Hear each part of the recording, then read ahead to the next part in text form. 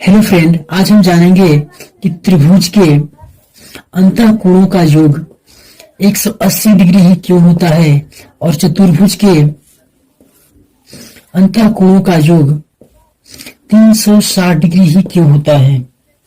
तो आज हम इसी के बारे में बताने के लिए यहाँ पर उपस्थित हूँ। क्या आपको पता है ऐसी समानांतर अगर रेखा हो, अगर ऐसी समानांतर रेखा हो और ऐसी लाइन खींचा गया हो, ये तिर्यक लाइन कहता है, तिर्यक रेखा कहलाता है।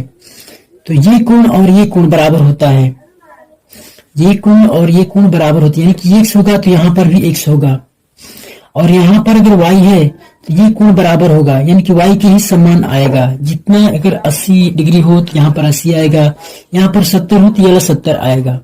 ये आपको जानकारी होना चाहिए।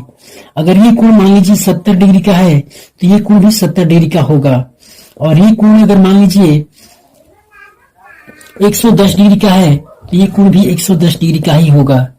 तो आशा करता हूं ये बात आप समझ पा रहे होंगे। अब ध्यान दीजिएगा, ये जो त्रिभुज है, ये त्रिभुज है और इस त्रिभुज का कोण 180 डिग्री क्यों आता है आप अंदाजा लगाइएगा। इसकी समानांतर में एक रेखा खींच रहा हूं, इसकी समानांतर में एक रेखा खींच रहा हूं, तो इसकी समानांतर एक ऐसी रेखा होगा, इसकी समानांतर एक ऐसी रेखा इसमें टच करता रहेगा। इसके समानांतर एक मैंने रेखा खींच दिया। अब इसको थोड़ा सा बढ़ा रहा हूं, इस लाइन को बढ़ा रहा हूं, और इस लाइन को भी मैं बढ़ा रहा हूं, इस लाइन को भी मैं बढ़ा रहा हूं। इससे आप समझ पा रहे होंगे। आपको पता है कि ये जो लाइन होता है, कोई भी ऐसी लाइन, और यहां से आपको बोला जाएगा ये कोण कितना का बनता है, तो 180 डिग्री का बनता है। अगर इसके विपरीत मान लीजिए यहां से मैं बोलूं कि ये कितना डिग्री का बनेगा, तो 180 डिग्री का। तो बताइएगा ये जो कोण बनेगा, ये पूरा एंगल कितना डिग्री का, 180 डिग्री का बनेगा।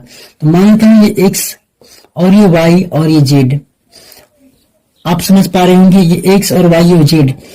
आपको पता होगा x, कोण y और कोण z, ये तीनों का योग जो होगा 180 डिग्री होगा। तो यहाँ पर मैं लिख रहा हूँ कोण x, कोण y और कोण z का जो योग आएगा वो 180 डिग्री का आएगा।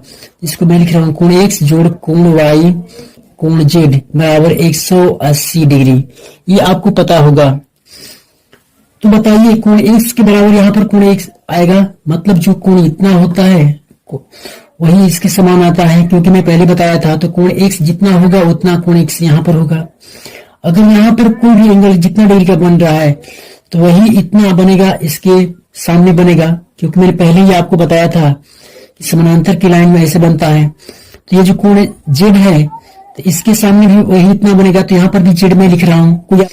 अगर ऐसे मैं इसको बढ़ा रहा हूँ, लाइन को बढ़ा रहा हूँ, और इसके समानांतर ऐसे इस लाइन को बढ़ा रहा हूँ, इस लाइन को ऐसे बढ़ा रहा हूँ, इसको मैं मिटा दे रहा हूँ और इसको ऐसे कर रहा हूँ। अब बताइएगा कि यहाँ पर x है और यहाँ पर x है, तो इसके समान ये भी आएगा, x और x आएगा।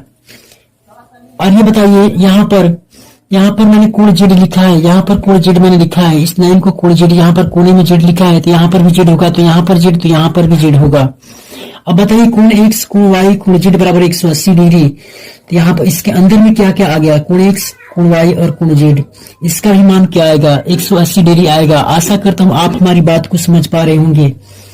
कोण x और कोण y और कोण z, ये कोण x, कोण y और कोण z, ये तीनों का मान मैंने पहले ही लिख दिया है कि 180 डिग्री होता है। आपको पता है कि x और y ये जो लाइन होती है 180 डिग्री का ये पूरा एंगल बनता है। जब ये पूरा एंगल 180 डिग्री का यहाँ पर बनता है, तो मतलब ये समानांतर को मैंने देखते हुए समानांतर लाइन के हिसाब से इसके समानांतर मैंने रेखा खींच करके आपको मैंने प्रूफ कराया है कि कोण x, कोण y और कोण z बराबर 180 डिग्री ही होगा। अब बात कर लेते हैं चतुर्भुज की। बताइएगा ये चतुर्भुज है, चतुर्भुज में कितने त्रिभुज बनेंगे।